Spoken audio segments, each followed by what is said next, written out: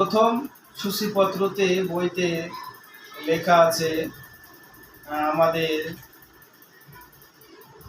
কবি নির্মল দ্বিগুণ। কবি নির্মল দ্বিগুণের কবিতা আবৃত্তি করে আপনাদের শোনাবো। বন্ধ যে সেও স্বপ্ন দেখে নির্মল দ্বিগুণ। গভীর রাতের দিকে তুমি এসে টোকা দিলে আমার দুয়ারে, যেন খুব দূর থেকে উড়ে আসা ডাক চিঠি, নিজেকে বিলিয়ে দিতে।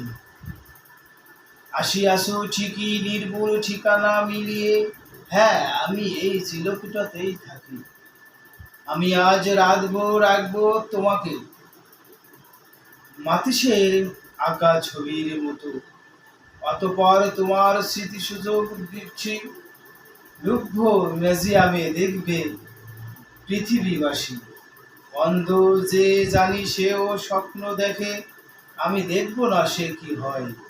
এখন আমাকে অমান্য করা বৃথা, যতই নিজেকে বাসনা শূন্য ভাবো। একদিন তো তুমি আমার ঋষিকাব্যের গোপন উৎসব ছিল।